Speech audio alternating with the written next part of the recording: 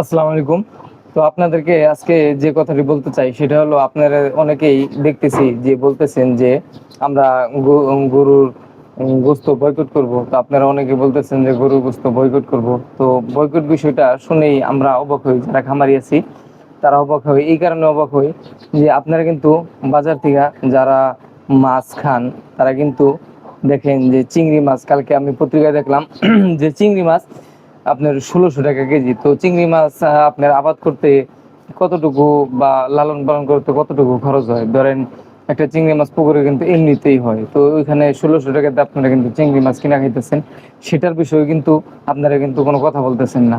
আপনারা দেখা যাচ্ছে যে নদী থেকে যে ইলিশ মাছ আপনারা ধরে খান, তো ওই ইলিশ মাছ কিন্তু 0 টাকা বা 0 টাকায় কিন্তু আপনারা পাওয়া যায়, বা জেলেরা ধরে আনে, শুধু এইটুকুই তাদের আপনার পরিশ্রম। তো এই কারণে কিন্তু আপনারা 2200, 2300 বা 3000 টাকা কেজি কিন্তু ইলিশ মাছ আপনারা খাইতেছেন। কিন্তু দেখেন যে আমরা যারা খামারি আছি, এই খামারিরা কত কষ্ট করে গরু লালন পালন করে তাদেরকে খাদ্য খাওয়ায়, তাদেরকে পিছু অনেক টাকা খাটাইয়া, তাদের পিছু শ্রম দিয়া, তাদের পিছু কামলা খরচ দিয়া, তারপরে কিন্তু আমরা যে 2-4 টাকা যেগুলা পাই আর কি, তো ওইগুলা আপনারা কিন্তু ওই হিসাবটা আপনারা ধরছেন, যে দেখা গেছে যে একটার ভিতরে 200 টাকা লাভ করছে বা 100 টাকা লাভ করছে, আপনারা কিন্তু ওই হিসাবটা ধরছেন। কিন্তু আপনি ফ্রিতে যে চিংড়ি মাছটা পাইতেছেন বা ফ্রিতে যে ইলিশ মাছটা আপনারা পাইতেছেন, ওটা কিন্তু 1500, 2000 টাকা বা 3000 টাকা কিন্তু আপনারা কিন্তু কিনা খাইতেছেন। এটা নিয়ে কিন্তু কোনো কথা বলতেছেন না। আসলে এটা হলো একটা সিন্ডিকেট। এই সিন্ডিকেটের কথা আপনারা বিশ্বাস করে কিন্তু আপনার খামারিদেরকে ঝুঁকিতে ফেলাই দিতেছেন। এই ঝুঁকিতে ফেলানোর কারণে আপনাদের ভবিষ্যতে কি হইতে পারে, দেখা গেছে আপনারা বলতেছেন যে গরুর গোস্ত বয়কট করতেছেন, আজকে ধরলাম আপনি বয়কট করলেন। তো এই বয়কট করার পরে কি হইলো, বাংলাদেশের যত গরুর খামারি আছে তারা কি করবে, গরুর খামারগুলো বন্ধ করে দিবে। তো গরুর খামারগুলো বন্ধ করে দিলে বাংলাদেশে কিন্তু কোনো গরুর গোস্ত বা গরুর দুধের কিন্তু কোনো উৎপাদন হবে না। তো যখন আপনার এগুলা মানে উৎপাদন হবে না, তখন কি হবে, বাহিরে যে কান্ট্রিগুলা, ধরেন আপনারা যে যারা বাংলাদেশ সরকার বা অন্যান্য যারা গরু গোস্ত আমদানি করে, তো তারা আমদানি করবে বাহির থেকে, এই আমদানি করবে বাহির থেকে। তো আমদানি করার ফলে কি হবে, যেহেতু যখন অসাধু ব্যবসায়ীরা দেখবে যে বাংলাদেশে গরুর কোনো চাষাবাদ নাই বা গরুর কোনো খামার নাই, তখন তারা কি করবে, চড়া মূল্য দাম চাবে। তো চড়া মূল্য দাম চাওয়ার পরে যখন খামারিরা সকল ব্যবসা ছেড়ে দিব, তখন কিন্তু গরু চাইলে আপনি কিন্তু 1 মাসে 2 মাসে কিন্তু উৎপাদন করে গোস্ত আপনি করতে পারবেন না, দেশে সাপ্লাই দিতে পারবেন না।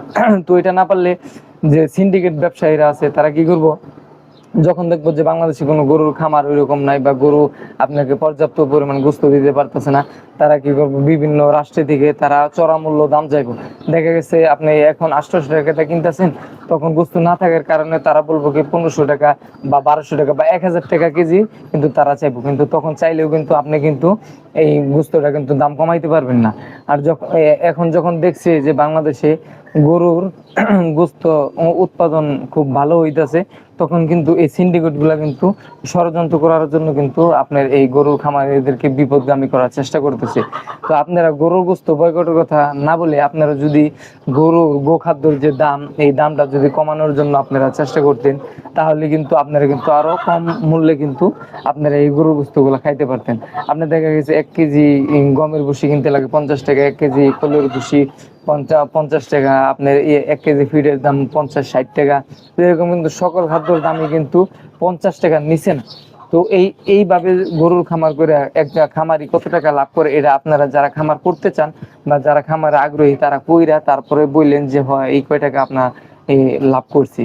তো আর যারা শুধু শুধু অন্যের কথা শুনে বলতেছেন যে বয়কটের কথা, আপনারা বয়কট করেন, তাতে আমাদের কোনো সমস্যা নাই। কিন্তু পরবর্তীতে আপনাদেরকে এই গোস্ত 800 টাকা বা 700 টাকা যে গোস্তর বর্তমান মূল্য, তো এর পরিবর্তে আপনাকে ডাবল টাকা দিয়ে খাইতে হবে।